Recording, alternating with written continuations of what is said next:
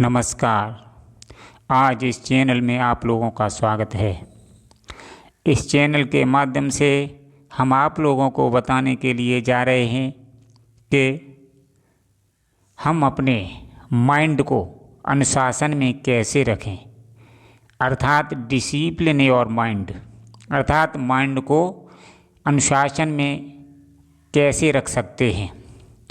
तो देखिए, सबसे पहले हम ये देखते हैं कि आज जो मनुष्य है दुखी क्यों है।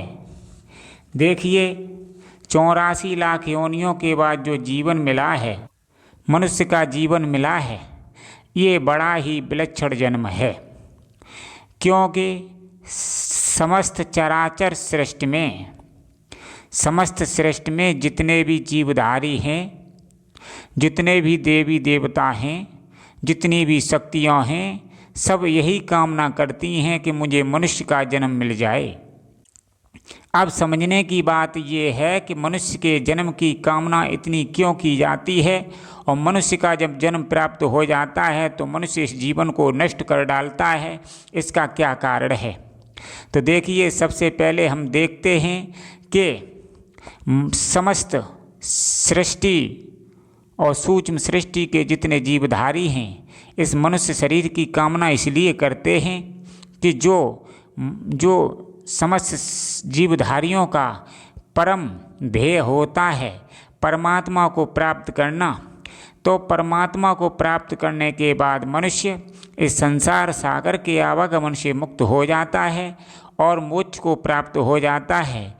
इसलिए प्रत्येक जीवधारी परमात्मा को प्राप्त करने की कामना करता है, जो कि प्रत्येक जीवधारी के बस में नहीं होता है। सिर्फ ये अधिकार मनुष्य यौन को प्राप्त है। इसलिए समस्त सृष्टि मनुष्य जन्म प्राप्त करने की होड़ में लगा रहता है, और यों मनुष्य क्या करता है, अंधकार में पड़ा हुआ होता है, अज्ञानवश अपने शरीर को कुछ नहीं समझता हुआ, इस शरीर को व्यर्थ का समझता हुआ कलेशों में ज़िंदगी जीता है, डिप्रेशन में ज़िंदगी जीता हुआ और मौत को प्राप्त हो जाता है, और मृत्यु के उपरांत घोर नरक यातनाएं भुगतता है। तो ये सब क्यों है? ये सब मनुष्य की अज्ञानता का कारण है। देखिए, जब मनुष्य के पास ज्ञान प्राप्त होता है तो उस समय मनुष्य के अंदर से सर्वस्व अंधकार दूर हो जाता है। अब समझने की बात ये है, ये सब कौन कराता है? देखिए, जब मनुष्य का जन्म प्राप्त होता है तो सूक्ष्म रूप से मनुष्य के शरीर में मन, इंद्रियां, विषय विकार ये सब कार्य करते हैं, और प्रत्येक मनुष्य को अपने बस में किए हुए होते हैं, जबकि ये सब मनुष्य की शक्ति से ही अपना संचालन करते हैं। लेकिन मनुष्य भूल में रहता है, जबकि समस्त वेद शास्त्र पुराण मनुष्य के शरीर का ही गुणगान गाते हैं।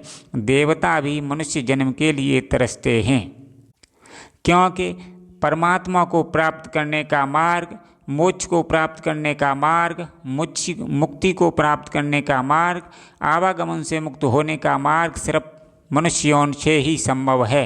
इसलिए सब मनुष्य जन्म की कामना करते हैं।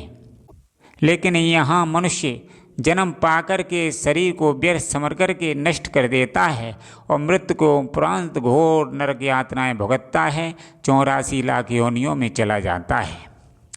इसलिए सबसे पहले देखिए, आज सांसारिक रूप से और आध्यात्मिक रूप से यदि मनुष्य धनी होना चाहता है तो इसमें अनुशासन का बहुत बड़ा महत्व है। भगवान कृष्ण ने भी ये कहा है, जो मनुष्य अपने मन को वश में कर लेगा वो सब कुछ हासिल कर सकता है। इसलिए ये भी सत्य है कि यदि अनुशासन क्या है, अनुशासन यदि हमारे स्कूलों में न होता तो एक भी बच्चा शिक्षा को ग्रहण न कर पाता। यदि अनुशासन हमारे समाज में नहीं होगा तो समाज का पतन हो जाएगा। जिस मनुष्य के पास अनुशासन नहीं होगा उसका व्यर्थ जीवन चला जाएगा। इसलिए अनुशासन की बहुत बड़ी महत्ता है। इसलिए यदि मनुष्य वास्तव में इस लोक का परमानंद प्राप्त करना चाहता है, इस लोक में धनी होना चाहता है, परलोक का धन प्राप्त करना चाहता है, परमात्मा को प्राप्त करना चाहता है, मोक्ष को प्राप्त करना चाहता है, तो उसे अपने माइंड को अर्थात मन को अनुशासित करना ही पड़ेगा। जो मनुष्य अपने मन और मस्तिष्क को अनुशासित कर लेगा वो ही लक्ष्यों को प्राप्त कर सकेगा। जो मनुष्य अपने को बस में नहीं कर सकता है वो कुछ भी नहीं कर सकता है और जीवन व्यर्थ चला जाता है। इसलिए जो मनुष्य अपना भला चाहता है उसे निश्चित रूप से अपने मन को वश में करना ही पड़ेगा। यदि मनुष्य अपने मन को वश में कर लेगा तो वो संसार की इच्छित फल को, इच्छित वस्तु को प्राप्त कर लेगा, इच्छित लक्ष्य को प्राप्त कर लेगा। जो मनुष्य अपने मन को वश में नहीं कर पाएगा वो संसार के किसी भी लक्ष्य को प्राप्त नहीं कर सकता।